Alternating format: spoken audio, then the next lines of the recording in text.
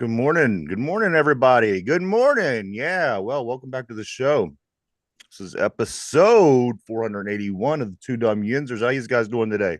Ah, you know what? Not too bad. Not too bad. All things considered, you're All doing all things right. I'm doing all right. I'm not gonna let it affect me. Derpy's borderline suicide, from what I understand.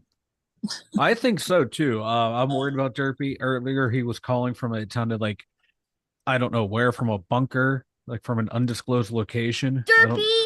don't know where he was. It was confusing. I got on and he was like, "Can you hear me?" And it was like, and I was like, "Oh, I don't know, Derpy." And I didn't know if I wanted to go through the whole thing with him. Right? So I It's was like just, I was like, "All right, yeah. I mean, I hear you, but he was calling from like Dick Cheney and and you some of Bin Laden's like and you get undisclosed on, locations. and he was like, "Mike, could you just?" Oh, I didn't hear it. No, I'm like, nope. Uh, I'm gonna lay into this guy. Well, guys, we got what we expected. Yeah, Yeah. It was the Tomlin special. It was the another winning season, first round bow out of the playoffs. Didn't look like we belonged there. Um, very, very similar to the last five playoff appearances. We'll go over them shortly. But of course, the Steelers lose. They finally played the game yeah. yesterday. It happened. It's Yeah. true. They paid a lot of people to come shovel the stadium, and I don't know where the snow went, but it went somewhere because 2 days ago the whole entire stadium looked like a bowl full of snow, Yeah. and yesterday the entire field was clear. The league got what they wanted. They got a pristine playing condition. So the New York governor got it. They made it perfect playing conditions for the Bills, so they can get the Bills Chiefs rematch. Everything fell into the place for the league. If your city can't handle the infrastructure or bad weather, and you guess what? Move your team. Maybe you should move to Toronto. Maybe the Bills should move to Toronto. Maybe the city of Buffalo should say, you know what? We're not building you a stadium. We're going to take care of our citizens, plow our roads, and you guys can all go to Toronto. One of the options, how they kept coming up with they're going to play in Cleveland, they're going to play Should here, move they're to going to do Pittsburgh, this, baby. you're going to go to Pittsburgh. I guess Atlanta was even one of the It should have been moved. yeah. I It, don't know. I mean, would that have helped? I don't I know. no, it It wouldn't wouldn't have have. It helped. wouldn't have. But that's still not It going would to have been stop me. worse. That's still not going to stop me from saying that Buffalo is soft and they can only play in perfect conditions. Yeah. Once again, you can thank the New York governor for that. They couldn't get to the stadium. No, Pittsburgh couldn't get into Buffalo. So, but it's not going to stop me from making excuses. I do want to talk about the big injury, though, guys. Big injury bigger than any other this weekend. I fell out of bed on Saturday morning. Oh no. Well, I was on the couch, and there's a hardwood floor, and I was having a dream that I was reaching for a phone charger, and the phone charger didn't work, wasn't the same size for my phone. But whenever I plugged it in, if you would hold it in place, the phone would actually charge with the charger that was the wrong size. This is in my dream, okay? And I'm holding it, and I'm like kind of leaning to my left, and I'm like laying into it, and then I fell in my dream. And you know how when you fall in your dream, you wake up and you're like, oh shit, okay, at least everything's okay, I'm Uh alive. huh. Well, it hurt. Like I crashed my ribs into the hardwood floor, and the pain didn't go away. Like after I hit the ground, I thought, okay, it's gonna stop any second now because I woke up, and I think I got bruised ribs. I don't know. The first day was real hard to move. The second day was real hard to move. It's finally starting to ease up a little bit in the last night.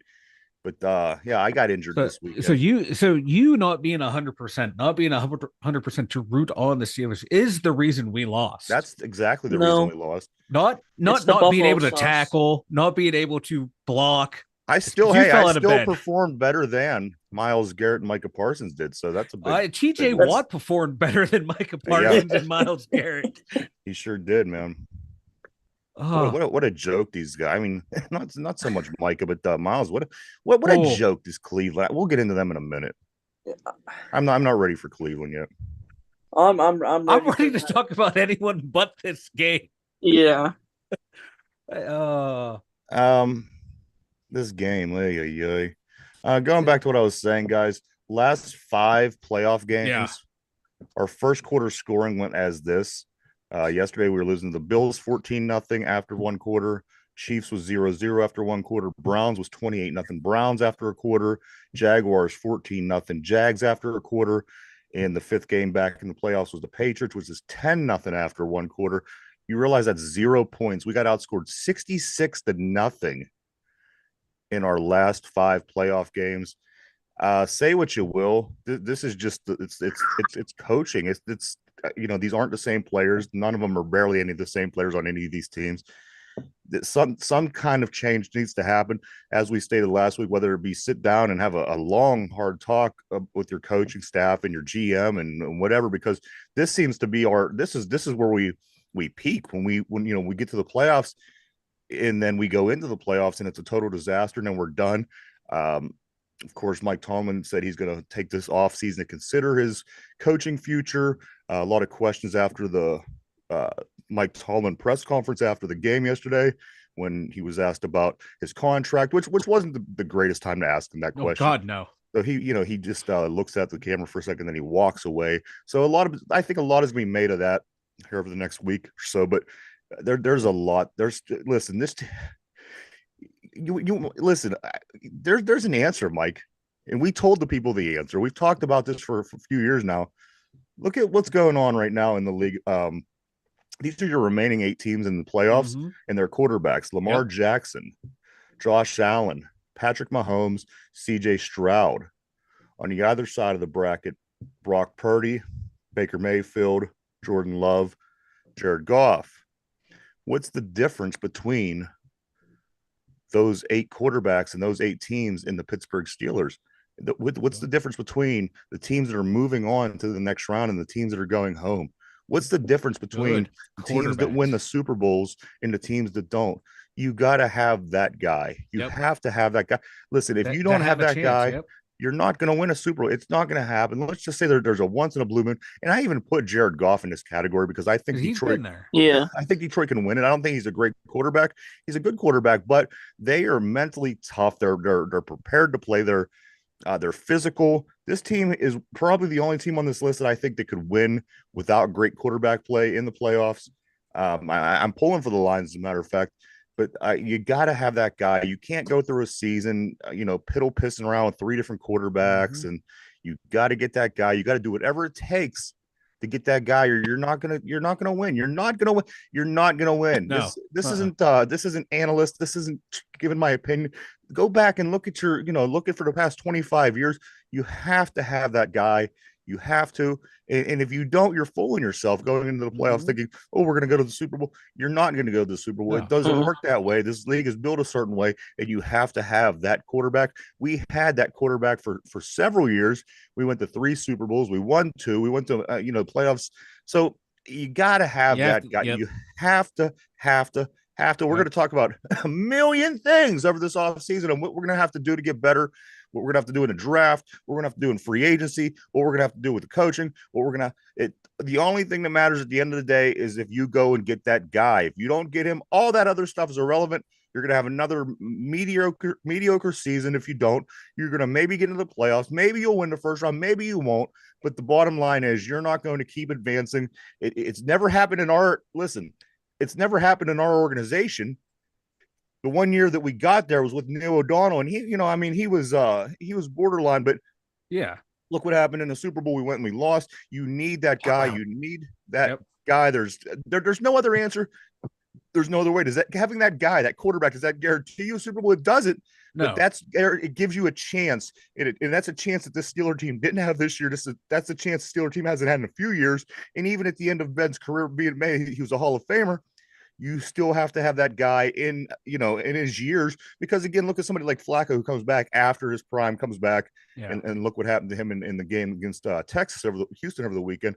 You have to have your guy, whatever it takes. As I said, if you're going to draft him, if you're going to trade up, if you're going to go out and find that guy and give him $1 gazillion, do whatever it is that you have to do. Otherwise, you're not going to be in contention. You're not going to be a Super Bowl contender. You have to have that guy under center. As I mentioned, there are 8 teams left, and these 8 quarterbacks are guys that you're going to say pre-playoffs, these are the teams that have a chance because they have that guy under center. Some a little bit of a surprise, others aren't. Again, we'll talk about that shortly, but you got to, Mike Derpy. Yep. You have to have that guy. We didn't have that guy. Did Mason play good? He played good down the road. No two ways about it. Matter of fact, he threw for more yards than Josh Allen did yesterday. That's a good thing. Take away one interception. One bad pass just derailed the game. Well, and it wasn't even derailed the game. I mean, you just match his statistics up with the guy who won the game. He has more passing yards. Mm-hmm. Allen had 3 touchdowns, no interceptions. Mason Rudolph with 2 touchdowns, 1 interception. So it wasn't like the quarterback play. But you know what it means? Listen, if you look at the way that Josh Allen plays, the way that Josh Allen sees the field, the way that Josh Allen maneuvers, the way that Josh Allen does things, and then compare it to a guy who you could arguably say played as good as he did number-wise, you still see the difference in the two players. Because Josh has that ability to take off and run, and Mason's that prototypical pocket passer. Now, he doesn't have the X factor. We only got sacked one time. I mean, and if you go down the team stats, the game was considerably close. And you know, I mean, as bad as it looked for us at times yesterday, the game was considerably close. You know, and we were down a touchdown in the fourth quarter, 24-17 at one point. You know, I don't know if it was as bad. And it wasn't as bad as it really was, or if it was worse than it really. I'm having a hard time telling, just because, as I said, you look at the statistics, it was a good game. It wasn't a blowout, and you look at the score, and it really necessarily wasn't a blowout. But if you watch the game, we got our asses kicked. Yeah, it was one of those weird games. But like you were saying, God, you need that guy. If you don't have that guy, you have to have a great defense. And that's what the Steelers tried to do. They tried to build this great defense. They put all this money into this defense. And we're seeing what's happening to this defense. But the past 5 playoff games, they've averaged, 35 points against. So maybe it's time to stop investing in this defense and invest more into the offense. Because Mason, you know, in that offense, they got it together. They got it within a touchdown. The defense needed one more stop. That's all they needed, and get the ball back to the offense, because that offense was starting to click, starting to roll. You make a stop, we get the ball back, we can drive down, get within a field goal or tie the game. I forget what the situation was there, but then they collapsed. They let Josh Allen just boom, boom, boom, 4 or 5 plays down the field, touchdown. That's ball game. Like, you have all this money invested in the defense.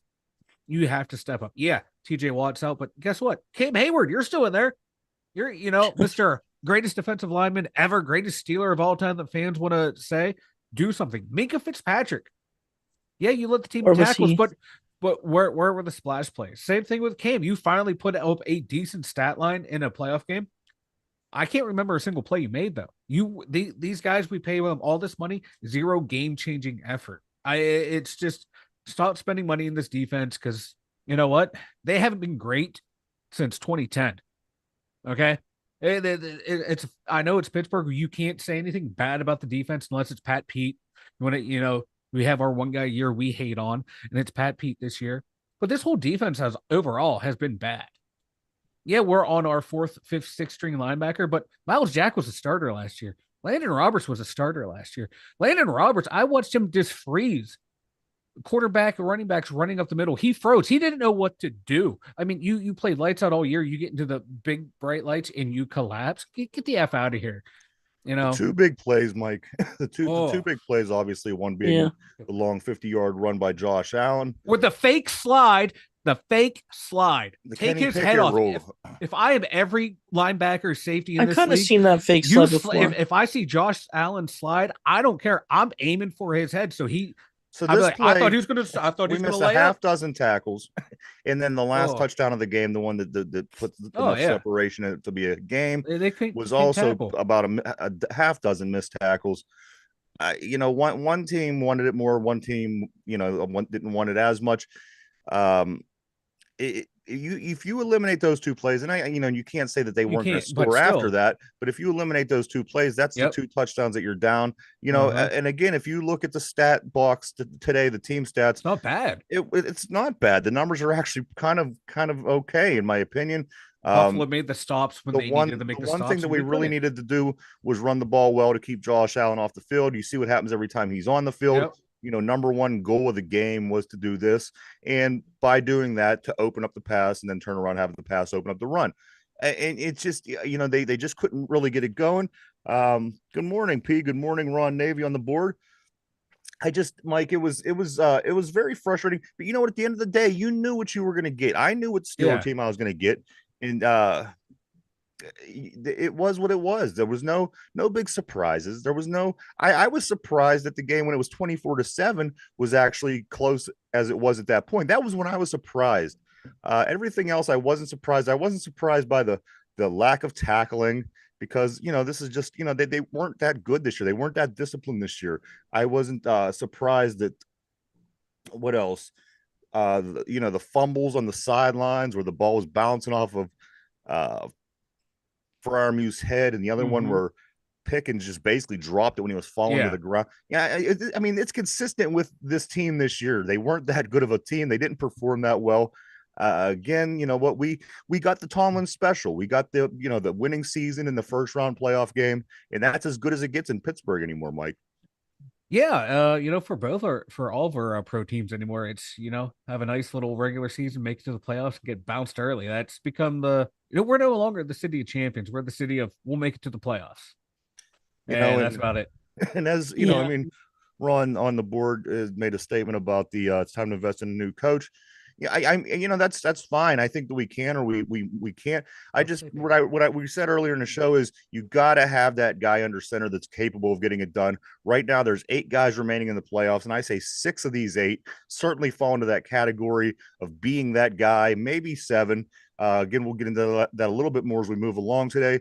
But you have to have that guy. We had our guy. We had our franchise quarterback for 18 years, and we were competitive for 18 years. We made it to 3 Super Bowls. We did a lot of great things.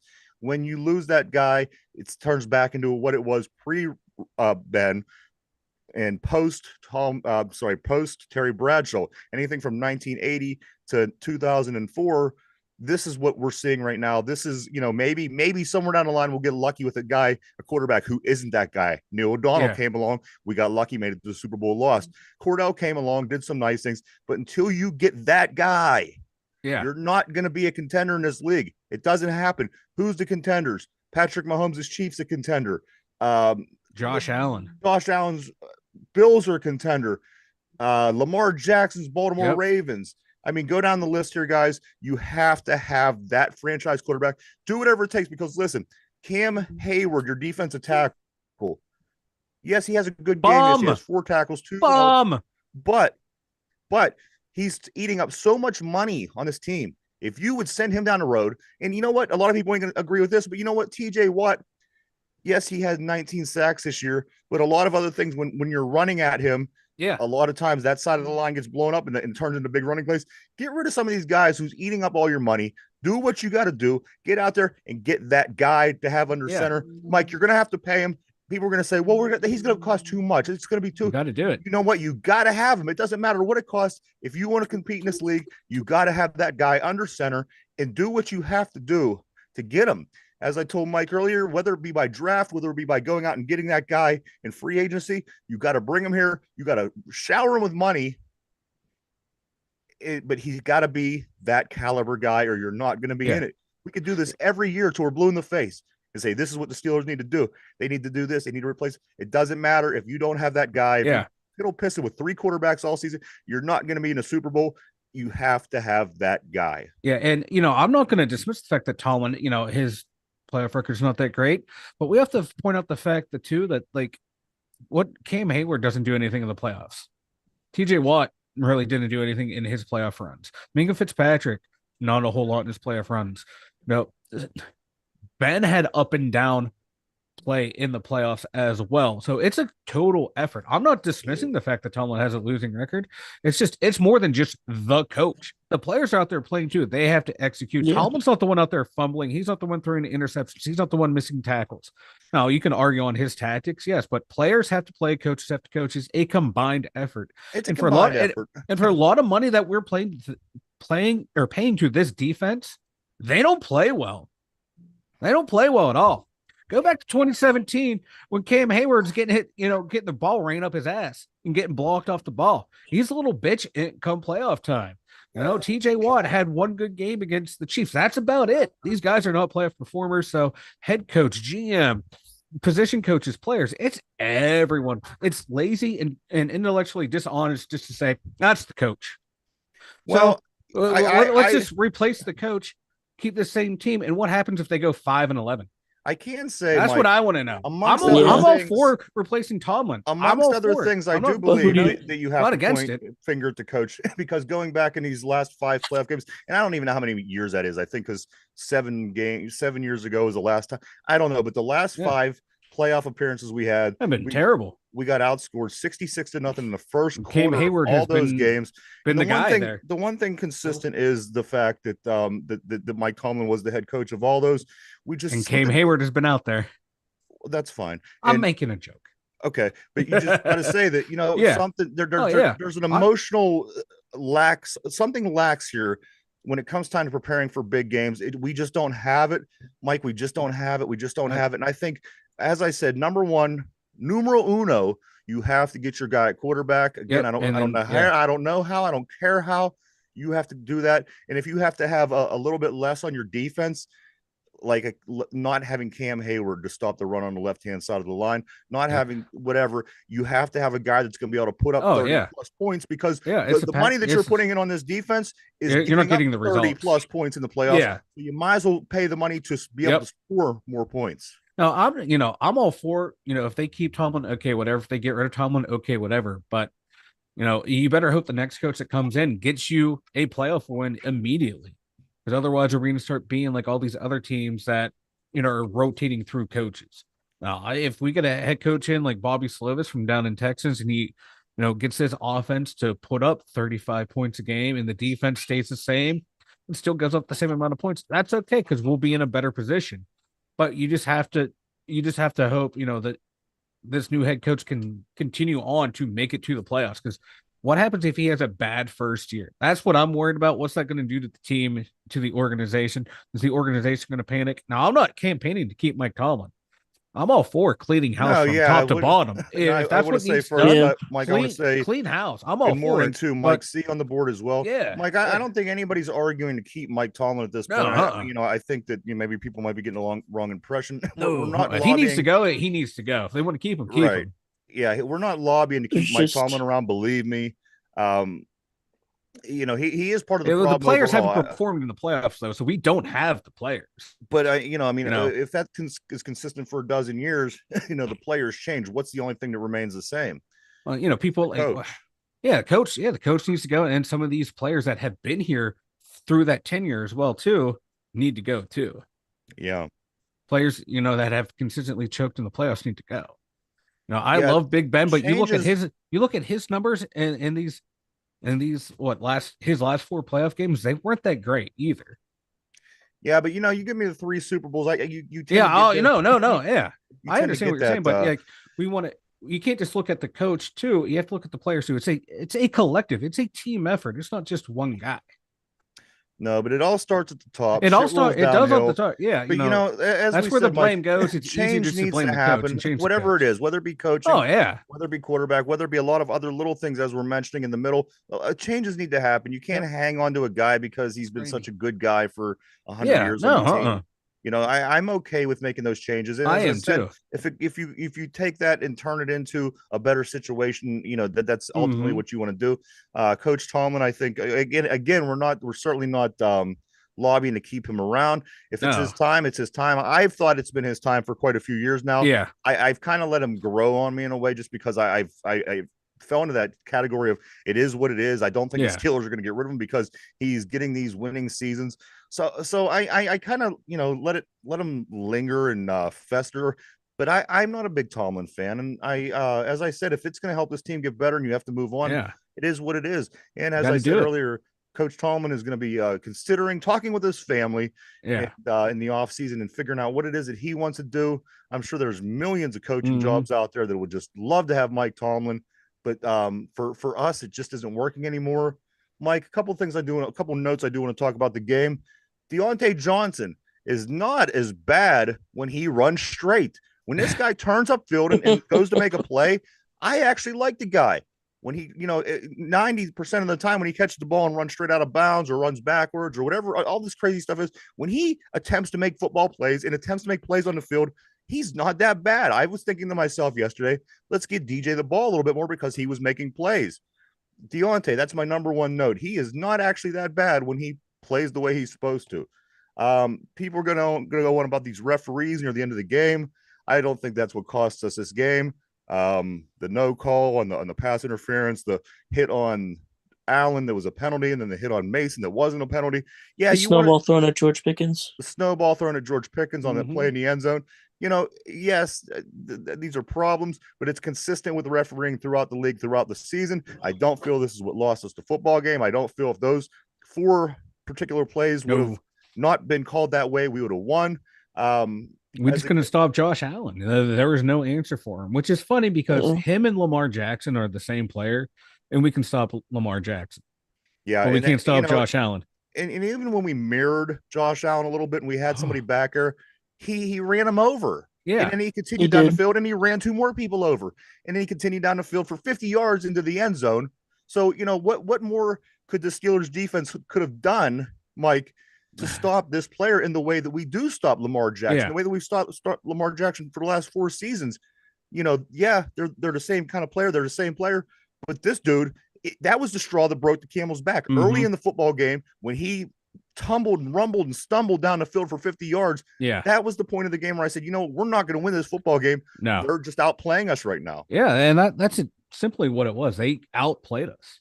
It's like in hockey. You see that like that first 10 minutes, one team is just all over you. You can either weather the storm or break, and the Steelers kind of broke. Where, if they were able to weather that, keep it to like a 14-0 game, it would have been a whole hell of a lot closer. But the floodgates opened right off the bat. We just couldn't handle that early pressure because as the game went on, the offense got better, the defense got better, but then once again, dam broke in the fourth quarter, and that was ball game right there. It was like the opening 10 minutes and the final 10 minutes is what swung this game because in that middle 40 minutes, it wasn't a bad football game. The Ron Navy on the board. I tend to argue this as well. Mike and I, we've gone back and forth with this, over the years, and the Tomlin team and the Cowher team. I agree with this, and again, that's for a whole nother day because it is a whole conversation, and it could, there's a lot that goes into that. But I agree. I mean, a lot of people are going to argue Tomlin's team, Cowher's team, and it's something that we do talk about pretty regularly. But I agree with you on that in that sense. But Mike, I just want to say that what else? There was the ref. I just think that the Buffalo Bills, they outplayed were just us a better yesterday. team. They were the better team. They outcoached us yesterday. Come down to the second quarter, going into halftime. There was about a minute left. We were sitting on a couple timeouts. Our coaching staff let the time go all the way down to 2 seconds and then calls timeout. Calls the timeout. You might as well just let it go to timeout. The fact that he called timeout 2 seconds left just highlighted the fact that it was a muff up. I thought to myself, we're getting outplayed, we're getting outcoached. If we come out in the second half and don't get embarrassed, that's the best case scenario. And you know what? That's kind of what happened. We kept it close. It was 10-10, I think, in the second half. And I think that was the best that we could ask for at that point. Yeah, and I'm sorry, this team outperformed everyone's expectations. I think like preseason we predicted around like this record and making it this far. And so that's why I'm not totally bummed out about this loss. It's like, my initial prediction was like 9-8. And then I think the official one we had right before the season started, I said 10-7. That's where they started. Also to P on the board, I agree with you. Carolina, the Browns, Arizona, DC would kill for a Tomlin. There's plenty of teams, and people would say he will be picked up in 5 minutes. Don't get me wrong. Yes, he would be. Yeah, and that's fine. That's fine. We're not going to go, look at us. We're stupid. We got egg on our face. No, that's fine. It's just we know it isn't working for us, and it may work for those teams, but for what the Steelers are looking for and what we want as fans and what we expect, I guess you could say. I don't know, man. We two Super Bowls in 43 years. Well, we're doing it better than everybody else, Mike. Yeah. I mean, nobody else you gotta, I just try to put things into context. Yeah. We had a nice 6-year run in the 70s, nothing in the 80s, nothing in the 90s, and then we had 2 in the early 2000s. I think it's in context, in perspective. We've had long droughts. Also, long droughts. Mike, I do want to say on the board, good morning to Steeler Freak. Um, Najee Harris says after the game something that needs to be changed moving forward. He says the Steelers lack in-house discipline and need change. So it isn't just people like myself. They recognize this in the locker room. But Najee's the only one who says this stuff. Najee's to me is that guy after they lose, just plap, plap, plap, plap, plap, plap. Yeah. He talks a whole lot. But he didn't blame. It's funny though. Out of one side of his mouth, he doesn't blame the coaches. Then he says there's a discipline problem. Which one is it? Is that players not holding each other accountable, or coaches not holding players accountable? Because it came out that the Steelers fined George Pickens $200,000 this year, so they do hold players accountable. You're taking $200K out of a second year player's rookie contract. That's a lot of money. Been my argument all along, and you've often said that I was wrong for using the word discipline, but that's that I've consistently said that for 3 years. I felt that it's been a discipline issue here on the Steeler team. So I mean, I'm not just going off of what Najee said. I'm just kind of using what he said in my argument. Yeah, but like George was fined $200K this year, so that's discipline right there. You're taking money away from someone. That's that's a lot of money. Where's that money? Who fined him? The Steelers fined George Pickens $200,000 this year. The team listen, that's for his conduct. So you're being disciplined. A lot of people on the board they could probably confirm this as well. But when you play football, there's a certain emotional discipline that's required to prepare you in a way to go out there and play this emotional game. And people are moving really fast and they're strong, and you have to somehow get you have to get 53 guys on the same page who make a lot of money, who probably don't want to listen to you because they just left their cozy, comfy, luxurious mansions. And you have to find a way as a leader to get all 53 people on the same page to want to, achieve one goal and to make everything happen right in order to do that. And again, this is someone that we shouldn't really be arguing about, Mike, but no. Let me give you some numbers from the game. How's that? All right. I like numbers. And we do want to say welcome, Ron Navy. Yeah, welcome. Mason Rudolph went 22 for 39 for 229 yards, 2 touchdowns, and a pick. Not a bad game by any means. Not a bad especially game. Playing against a defense that's considerably better than the last 3 defenses we played. People might say, we played 3 bad defenses: the Bengals, the Seahawks, and a third string Baltimore. So coming out against a team that has a considerably better defense, I thought he did well. 22 of 39, 229, 2 touchdowns, and a pick. And he didn't let the pressure get to him of like the situation and the pressure in the game. Right. He hung in there. Do I think he's the guy going forward? No, but I think he's a nice number 2 or a bridge quarterback. Right. Jaylen Warren, 8 carries, 38 yards. Najee Harris, 12 carries, 37 yards. So guys, that's 20 carries between the 2 guys. A little over 70 yards, 75 yards. Pat Freiermuth led catches with 5 for a total of 76 yards. DJ and Calvin Austin, a third. Both had a touchdown. On the defensive side of the ball, Marcus Golden and Alex Highsmith had sacks. Eric Rowe led the way with tackles, with 6 tackles and 2 assisted tackles. And Cam with his best playoff game ever yet. 4 tackles, 2 assisted tackles. And I still can't remember a single tackle. Or a single time that he controlled the line of scrimmage. He has not been the player since 2017. He just hasn't been that guy anymore. And I used to love Cam. His plays has gone downhill, but it was nice to see him, actually put up a decent stat line. I'm proud for him. Mason Cole stinks. He sucks. Man, that's something we got to do in the draft. Center. 3 years ago, we could have had Creed Humphreys center. We would be set. Also, Pat Pete, Mike, mentioned him earlier. He seems to be a scapegoat all season, but what? For good reason. I can think he had an interception at some point during the season. I mean, that was good, but what else has he hasn't done a really whole lot. Done besides getting burnt? He's been a great mentor to Joey Porter Jr. That doesn't justify his salary, but let's off the field contributions to the team, to younger players. That's huge. It's nice to have a guy like that. You just wish the production was there to match what he's teaching the young guys to justify keeping him around. Steeler freak. I mean, that's a good point. On the board, a defensive head coach who gives up more than 30 points to opponents in the last 5 playoff games is telling. It sure is.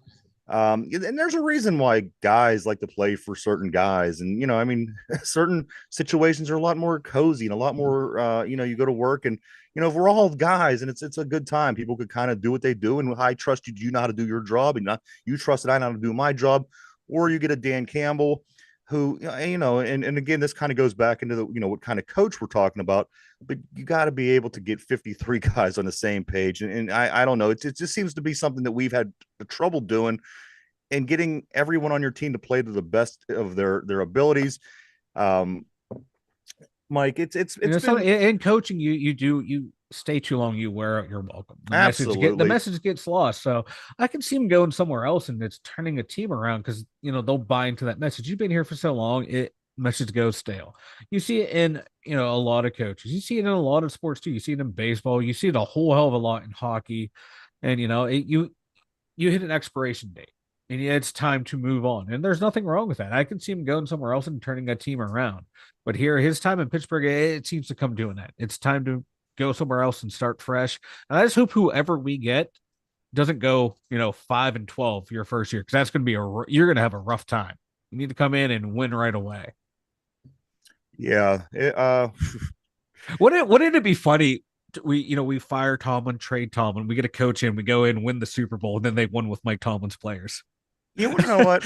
We have to make a package and put if we can get a first round Coach pick for Tomlin, and put the Cam or a couple guys who has great value, and send them somewhere like Los Angeles and see if we could pull it. We'll trade Tomlin. No, I'll trade Tomlin and Cam Hayward. I'll send him down to Atlanta for their first round pick. Because you need a guy. You need that guy. You need him. Yeah, but like Herbert has a no trade clause, which sucks. That's what sucks. Just for example, Mike, I'm just saying, I know what you mean. Yeah, but you got to put a pack. You got to come up with something to get that guy. Is the point that I'm trying to make. You have to get Mike, some value, but it's not going to get better for you if you don't get that quarterback. Yeah. You could bring in Vince Lombardi at this point. I think three quarterbacks that we have, we're not going to go to this, we're not going to win a championship. It's just not going to happen. It's you need and to get that coach and that quarterback combination. That's jackpot. That's best case scenario. That is lightning in a bottle. It happened for us a couple times. It happened to New England. Look at the great success they had. Look at the Texans, man, with D'Amico Ryans. Yes. Who saw this coming from D'Amico Ryans? Like, he was a great player. I didn't think he'd be this good of a coach. The people down there love him. I mean, they love. He seems to be that perfect combination of like the Mike Tomlin, Dan Campbell, Bill Cowher type coach. Yeah. Where, he has that perfect balance, not too hard-nosed, not too laid back. And he's definitely not a Mike McDaniels who's uber laid back. You see how soft that team is. So I think we find someone like D'Amico Ryans who is that nice combination of the old school and new school coach. Someone like that would be amazing. So here are the results from the rest of the weekend, guys. The two games on Saturday were in this order. The number 4 Texans 45, the number 5 Browns 14. This was the biggest. I guess shock would be the word. Pleasantly surprised, I could say that I was in this game. Texas 45, the Browns 14. We'll just go through the scores and we'll come back and touch on each game a little bit, guys. The Chiefs 26, the Dolphins 7 on Sunday. The Packers 48, the Cowboys 32. Also on Sunday, the Lions 24, the Rams 23. And then the games on Monday, of course, was the Steelers and Bills game yesterday. And then the Eagles, Bucks win that game 32-9. Let's start with the Browns Texans game, Mike. I didn't know who to think to win this game. I was really up in the air that I thought, well, Houston has this really good situation with their quarterback and their team's playing really well. But yet the Browns, they come in with the number 1 defense in the league, and you got this revitalized Joe Flacco. I really didn't know who to pick. but the one thing I do have to say that it was 45-14 is what the Texans beat the Browns by. It was great. It could have went either way for me. I thought the Texans could win, but a blowout. I didn't picture a blowout. I didn't picture a blowout at all. Me either. I did. Well, that's because you hate the Browns more than any other Steeler fan that I know. Well, that's because I support their baseball team. I knew it was going to happen. Yeah, but no, CJ Stroud is showing why he should have been the number 1 overall draft pick. This kid is a stud. He was a stud in college. Yes. And it was a great game, and it was nice to see Mr. PFF had a great game.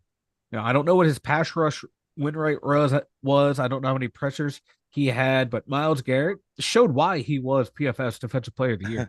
I tell you Zero this, real stats, but his fake stats were off the chart. Mike, Defensive Player of the Year candidates Garrett and Parsons combined for 0 sacks, 0 tackle for losses, and 1 QB hit. Their defenses gave up 72 points. That's not the pick 6 points added on. That is what their defenses gave up in this game. Mike, Myles Garrett, Micah Parsons. Come on, how can you not just rush to say that these are the 2 best defensive players in the league? It's you know what? Crown them right now. Of course, but no, like that Texans team, man. I've been saying all year, they're so young that they don't know they're not supposed to be here, and they're playing like it. They're playing like it's any other game. They're not letting the stage affect the way they play. They played the same way all year, and I thought this was going to be a team, it was going to be 2 to 3 years away. They might make it to the championship game in the AFC this year. I think that they could kind of, as you said, if things fall right, I don't think they can make the Super Bowl. Right, I think they can put themselves in a pretty good place. I just think that there's things that other teams have that's better. Yeah, as far as experience, as far as things like this, where they're going to run into problems, if not with Baltimore, but against either Buffalo or Kansas City in the following round. I don't think that Houston's going to go all the way. However, again, the blowout really threw me off. The only reason, guys, we lost, or the Houston Texans won this game over the Browns in the fashion, was because of the terrible towel. Everybody knows terrible towel played a big role in this. Dude, I forget who it was, but they showed his picture. You're wiping his ass over on social media over the weekend, was wiping his ass with the terrible towel for the Browns. They turn around, lose 45-14. When will they learn, Mike? When will they learn? Everybody thinks they're better than the curse. The curse doesn't apply to them. But here you go. A Browns team was very high on this team. They had just as good a chance as anybody going into the playoffs. They get destroyed. Oh, by a rookie. I love it. It could have happened to a better organization. The football gods. The football gods. They took. That's why they were here last Monday. It was very important conversation, and you always have to respect the football gods. Next game on the list, guys, was the Dolphins Chiefs. This game was so cold it was. That Patrick Mahomes' his whole head broke off. No, his helmet literally broke in the game. I mean, how cool does it have to be for the helmet to actually break? I've never seen a helmet crack like that in my lifetime. I've been watching. Me either. That's wild. That was like one of the. I've never seen it, but hey, I'd rather the helmet absorb all the contact than my head. Yeah, but again, in this game, you had your number 1 defensive player of the year who didn't show up for the Browns. You had your number 1 offensive player of the year, didn't quite show up for the Dolphins, and Tyreek Hill. So, these are your, MVP candidate, Tyreek Hill, your defensive player of the year, Myles Garrett. Neither of them show up. Of course, we expected the Dolphins to not have a great game. Like, you're going to Missouri and it's negative 23 degrees. And, so we expected them to have their problems. The 3rd seeded Chiefs, 26, the Dolphins 7, who came in with the 6th seed. The only other notable thing that I have on the on this game, well, 2 things. Tua, they are ready to get rid of him in Miami. They are ready for him to go. They are not happy with the play of Tua. Also, was there anything more disgusting than Andy Reid's mustache during this game? The frozen beers. How many times can they show this this close up of all these boogers and I don't know. I was kind of disgusted by it, but you know what? Anyway, Andy Reid's mustache, Patrick Mahomes' helmet, Chiefs 26, Dolphins 7. Cowboys. I guarantee you, his mustache is showing up on fetish websites right now. Yeah, there's someone out there who like that. Packers over the Cowboys. I didn't see this one happening. No, I thought the Cowboys were going to win just because they were a better team, just because they were at home. Who could have expected this? But Jordan Love comes and they beat the shit out of him. I mean, this 48-32 is a lot closer than what the game was. Cowboys scored 2 touchdowns late. Mike, the Cowboys choke again, and they choke bad to a number 7 seed. I love it. I love it. It's it's great. It could have happened to a better team. I hate the Cowboys. You see Jerry Jones crying, and it was this whole thing down there. They're now, read the comments on Twitter about Jerry Jones. The amount of memes that came after the game. Oh God, it was great. Game that I thought was going to be a good one, and it was this Lions and Rams game. Lions 24, Rams 23. Final score: the Lions' first playoff win since 1991. Matthew Stafford coming back to Detroit to play this game again. So many things made this an interesting game. I'm not a big Jared Goff guy, and I don't believe he is one of the elite quarterbacks. But I think, as I said, I think Detroit has enough going on with that team for them to make a nice run.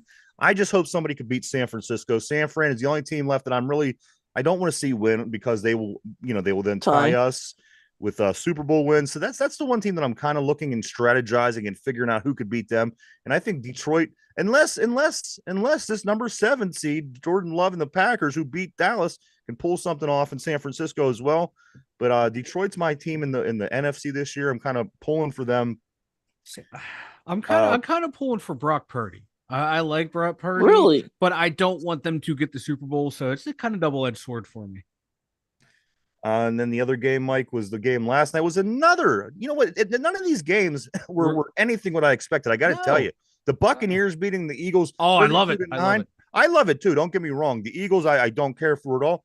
But you know what? This Eagles team, after starting 10-1, it was almost like when the Steelers started 11-0. You just hit this wall. You exhaust yourself. Whatever it was that the Eagles did after that 10-1 record, they became almost the worst team in the league. Like, they couldn't beat anybody. They can't. I don't understand what happened to this Eagles team. It was the same guys. It wasn't really injuries. They just shit the bed after a certain point. They couldn't pull it together. They get dominated by Baker Mayfield in the Tampa Bay Buccaneers, Mike. I love it. I love it. Eagles fans are ready to like run out the entire coaching staff out there. They just won 2 Super Bowl last year. I love teams that have that win 2 Super Bowls in their entire. We'll take their guy. I want him, and he kind of fell off big time. He had one really good year last year, and that was about it. When was the last time our guy had a really good year? But they lost Super Bowl too. So give me a Super Bowl winner. Hey, our guy lost a Super Bowl. Mike, also Baker Mayfield I know he did. More playoff wins. Baker Mayfield. We said that. We said that whenever we did. We did. Thrown him around the league. Yeah. You need, he's that guy. He could be that guy on your team. Again, the guy that you need in order to win in this league. We've been saying that since he was in Cleveland. He has more wins than the Browns since 1995. He has the only win that the Browns have, and then the one that he added yesterday with Tampa Bay. Baker Mayfield, with the 2 playoff wins, Mike, has more wins than the Browns since 1995. I love it. So this is what your playoff schedule looks like going into the weekend. This Saturday at 4:30, Texans at Ravens. 8:15 the same day, Packers at 49ers. On Sunday, the 3:00 p.m., the Buccaneers at Lions. And 6:30, the Chiefs at the Bills. 4 good games. This will determine who goes to championship weekend to battle it out to see who goes ultimately on the Super Bowl. Mike, out of these 6 games that happened this weekend, what was the biggest surprise to you? You had the Texans 45, the Browns 14, the Cowboys getting destroyed by the Packers, Eagles getting destroyed by the Buccaneers. A couple of the games that were close, though, were the Lions, Rams, and then Chiefs and Dolphins. That Packers game, I thought I could see Dallas losing that game, but I thought their defense would play a whole hell of a lot better than that. They have some really good players on that defense, and they just got steamrolled. I didn't see that big of an upset coming, but my God, it's nuts. I just did not see that coming. Yeah. As I said, there's 4 games. 4 of these games were big surprises to me this week, and I think that the Browns getting clobbered by the Texans was a big surprise to me. The Cowboys getting clobbered by the Packers was a big surprise to me. The Buccaneers beating the shit out of the Eagles, big surprise. So I mean, a handful of these games, I was really, and for good reason. They're not bad surprises. These are all good surprises. It's nice to see the Eagles get knocked out. It's nice to see the Cowboys get knocked out. It's nice to see the Browns get knocked out. Yep. And these are all teams that had high expectations, with the exception of the Eagles going, falling backward into the playoffs.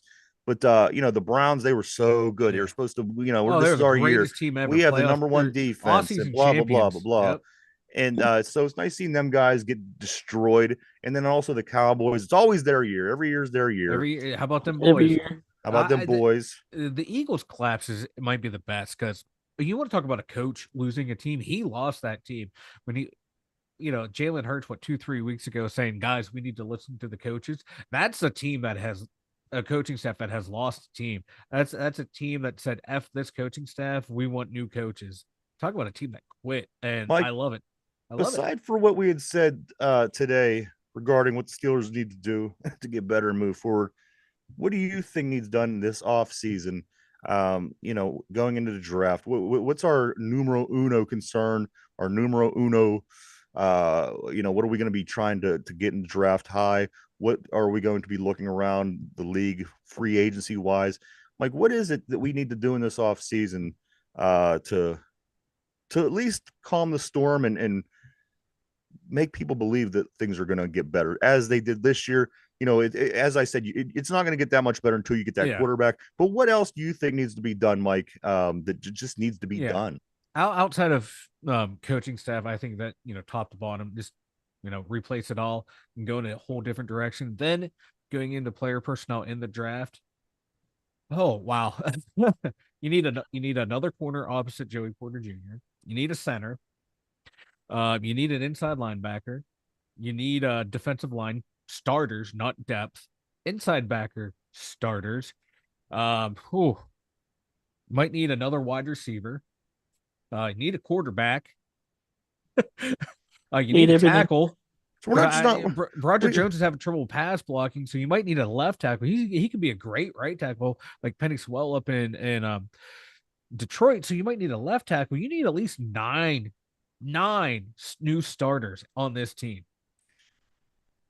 Yeah, you know what?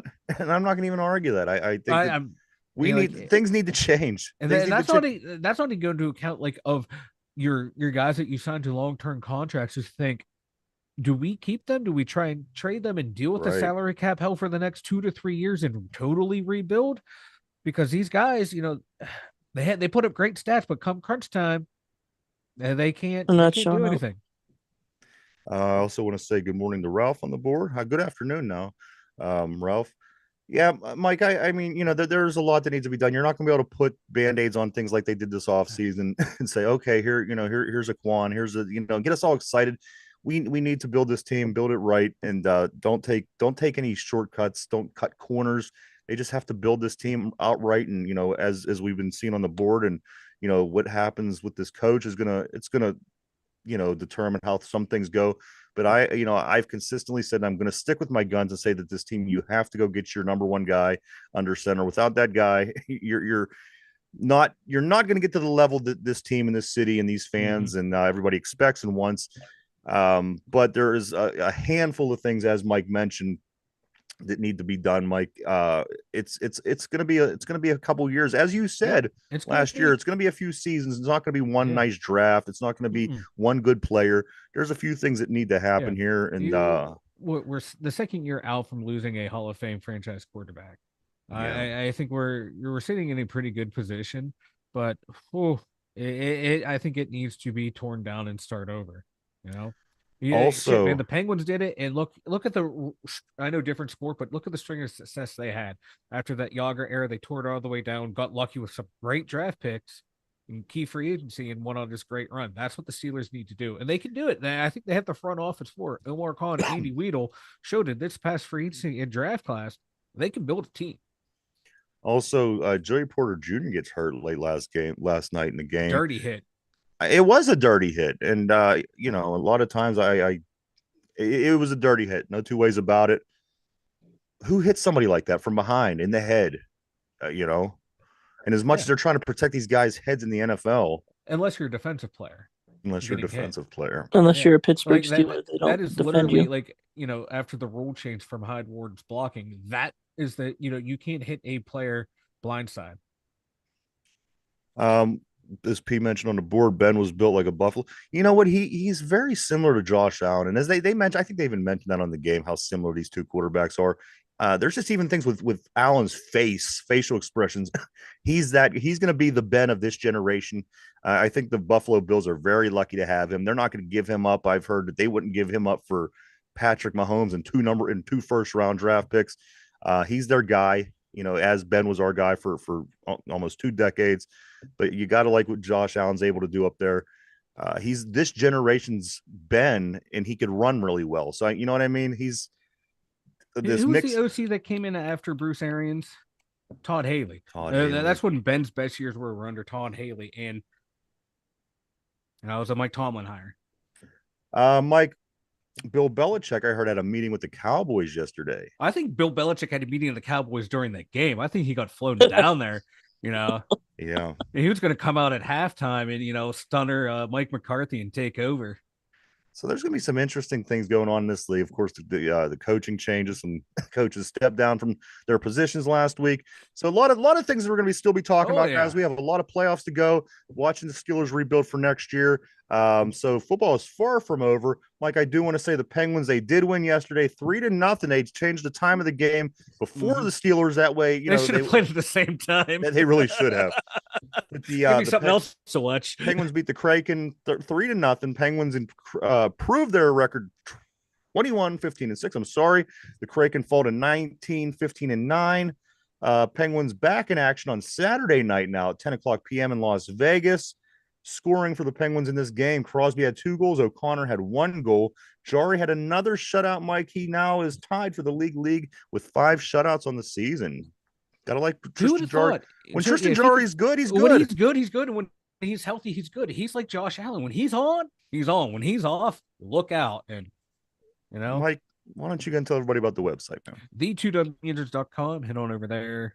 All of our social links are over there. Merch stores over there. The blog is up over there about this ugly playoff defeat. I almost said win. I was reading Steeler Freak's comment about the ugly wins. So, yeah, head on over to the blog. All right, everybody. We are going to do a trivia today. It's not going to be about any other team. It's going to be about the Steelers. Play up on the board if you wish. Gentlemen on our panel, don't look at the board because it might give answers away. Here is the question of the day, guys. Are you ready? Ready. Yes. Here we go. Who was the last Steeler not named Ben Roethlisberger to win a playoff game? I'm looking for a quarterback. Who was the last Steeler quarterback not named Ben Roethlisberger to win a playoff game? Think it over for a minute, guys. We are live. We're live 5 days a week, Monday through Friday, right here, 11 a.m. to 12 p.m. If you don't catch the show here, we upload the show in podcast form over on Spotify at 8:00 p.m. every day. That's the brand new show that we do in the morning. Gets uploaded on Spotify in podcast form at 8 p.m. If you're at the gym, in the car, you're not able to watch it, you could always pop in your earbuds and listen to it over on podcast. So go check it out. Spotify, 8 o'clock. Guys, question of the day is this. Which Steeler quarterback not named Ben Roethlisberger was the last to win a playoff game? Derpy, I'm going to start with you. I'm looking for the Steeler quarterback who's not named Big Ben that won the last playoff game. Is there choices? No. Oh, come on, Derpy. Pick a quarterback. I was going to go Cordell Stewart. Cordell, is that your final answer? Yep. All right, Derpy says Cordell Stewart. Let me lock him in on Slash. All right, Mike, over to you. I'm looking for the quarterback who won the last playoff game not named Ben Roethlisberger. Tommy Maddox. Tommy Gunn. Is that Tommy? your final answer? Yeah. All right, let me lock Mike in on Tommy Maddox. Ooh, P's second guess is a good one, too. All right. Charlie Batch. Guys, the question of the day. Which Steeler quarterback was the last not named Big Ben to win a playoff game? Derpy says Cordell Stewart. Mike says Tommy Maddox. On the board, Slash is the choice. Charlie Batch. The answer, guys, was Tommy Maddox. 2003, 36-33 win over the Browns. The 36-33 win over the Browns. They go on the second round to lose to the Tennessee Titans on the Dwayne Washington running into the field goal kicker, and they gets the second chance. We get bounced that round, the next round. But the last game that we won that was not a Ben start was a Tommy Maddox start 03. Guys, I do want to say the picks were good this weekend, guys. Both did very well. Derpy, you ended out winning this week's pick by 1. The difference, Mike, was the Dallas Green Bay game because Yinz guys picked the same games and all the rest of the games. So everything was a tie until the Dallas Green Bay game. Derpy, you win this week's picks on that. I am the Derpy, champion this week. You're strong. How can you forget about Tommy Gun Maddox? I know. Tommy Machine Gun Maddox, baby. XFL MVP. Mike, anything before we get ready to take off, man? No, I'm loving the talk on the board. Ron Navy, come back. This is fun, brother. This is real fun. All right, Derpy, anything before we get ready to take off? Tell us how you really feel. You ended with a poem last week. Why don't you end the show this week with how you really feel about how the Steeler game turned out? It was ugly. I'm upset, but hey, Derpy! I'm still a diehard Steeler fan, and I will support them till the end. All right, there you go. My thing is this: for the end of the day, it's not really football related, but it stemmed from the football games. When watching one of the games on Peacock this week, I let the channel stay on the Peacock channel. I got up to do a few things, and I fell into the show Ted. As you remember the movies, Ted, with that stupid little bear. I tell you what, I've never seen any of the movies.